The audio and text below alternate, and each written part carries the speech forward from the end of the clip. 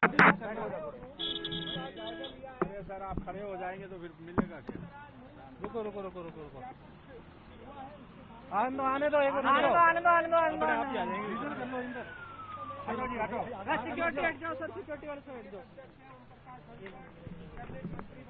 आराम से यार, का जायजा लिया, बड़े अधिकारियों से आज मुलाकात। नीचे हो जाओ यार, नीचे हो जाओ भैया, आईडी पकड़ो। शक्ल तो आराम से हो जाएगा। आप पहले सेट हो जाइए, पहले सेट हो जाइए। आप ऊपर नीचे आपके ये हो रहे हैं। लंबी बातचीत प्रशासनिक अधिकारियों से, पुलिस अधिकारियों से सबसे हुई है, स्थिति की पूरी जानकारी ली है। अच्छी बात यह है कि माहौल में पूरी अब शांति है और दिन पे दिन बाजार के खुलने का समय भी बढ़ रहा है और दोनों समुदाय आपस में पहले जैसे भाईचारे के साथ रहते थे उसी प्रकार प्रेम, शांति और भाईचारे के साथ आगे बढ़ रहे हैं। दूसरा सबकी चिंता का विषय है कि इस षड्यंत्र के पीछे जो अपराधी थे, जिन्होंने ये हमला करवाया, बलवा कराया, अटैक कराया ब्रजमंडल यात्रा पे, उसमें से कोई भी बचना नहीं चाहिए।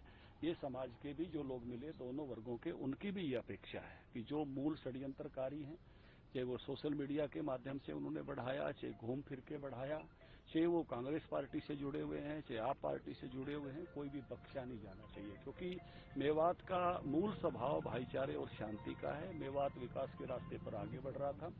यहाँ उस ताने बाने को सबको चिंता है इस बात की कि ये गलत हुआ है और इसलिए दोनों बातों पर प्रशासन भी काम कर रहा है, लोग भी काम कर रहे हैं भाईचारे के साथ कि भाईचारा, अमन चैन जो है वो शांति समाजों के बीच में बनी रहे। और जिन्होंने बलवा किया है, हमला किया है, अपराध किया है, 6 लोगों को जो मर्डर हुआ है, मारे गए हैं, उनमें से कोई भी बख्शा नहीं जाना चाहिए। दो ही विषय हैं, दोनों पर समाज और मैं कहूँगा प्रशासन एक तरह से मिलजुल कर काम कर रहे हैं। आप आगे जाना चाहते थे सर, पीड़ितों से मिलना चाहते थे? निश्चित रूप से हमारी कुछ कार्यकर्ता पहले मिले भी हैं और आगे जो है सबको मिलना जुलना ये भी उस नाते से रहेगा। लेकिन यहाँ की सबसे बड़ी बात यह है कि प्रशासन भी पूरी मुस्तैदी के साथ इस सारे विषय पर काम कर रहा है और जो है भाईचारा भी उस तरह से बने, अमन चैन रहे, इस पर भी पूरा प्रशासन की भी समझ है। उस नाते से पुराने अधिकारी हैं दोनों, पहले यहाँ रहे और इसी नाते से जो है समाज के लोग भी सक्रिय होकर आगे जाएंगे। अभी यहीं तक हम अपनी यात्रा अभी यहाँ तक रख रहे हैं, उसके बाद अगले चरण के रूप में बात में आपको जानकारी देंगे।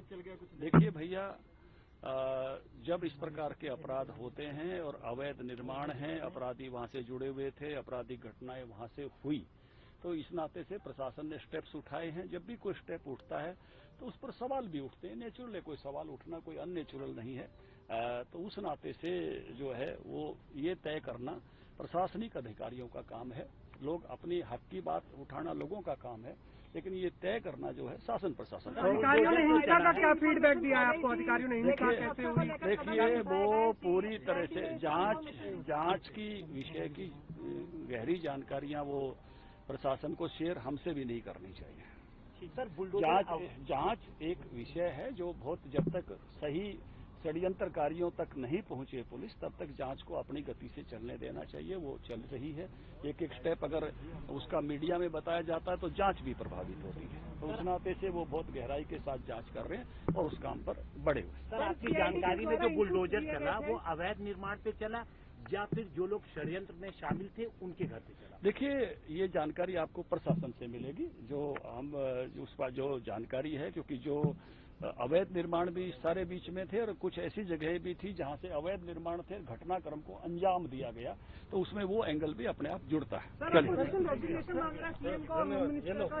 अपक्ष विपक्ष का काम अपनी बातें करने का है, विपक्ष उस तरह से करे, लेकिन सरकार जो है वो बहुत मुस्तैदी के साथ काम कर रही है और सरकार ने जो है, मैं कहूंगा कि बहुत पहल करके चीजों को और बड़े स्तर के अधिकारियों को लगा के चीजों को संभाला है, आगे बढ़ाया। सर, आपके डेलीगेशन को रोका गया है, क्या वजह है? क्यों आपके डेलीगेशन को? आपके लोग तो FIR उनके खिलाफ दर्ज हुई है, वो तो अपराधों में शामिल थे।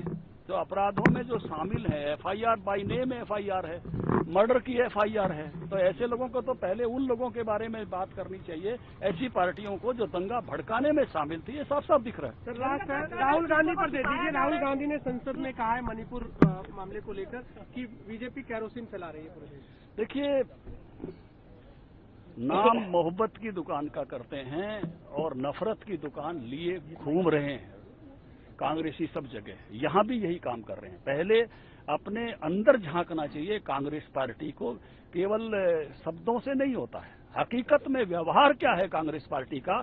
मेवात जो जला है उसके पीछे कौन है, ये स्पष्ट दिखाई दे रहा है। इसको समझा जाना चाहिए और वे लोग जो है सामने आने चाहिए जिन्होंने मेवात को इस प्रकार से परेशान करने का, इस प्रकार से यहाँ की शांति को भंग करने का काम किया, यहाँ के भाईचारे को तोड़ने का काम किया। कितनी सारी पोस्टें सोशल मीडिया पर हैं। मीडिया को दिखाना चाहिए इन सबको, जिससे राहुल गांधी भी देख सकें कि उनकी पार्टी कैसी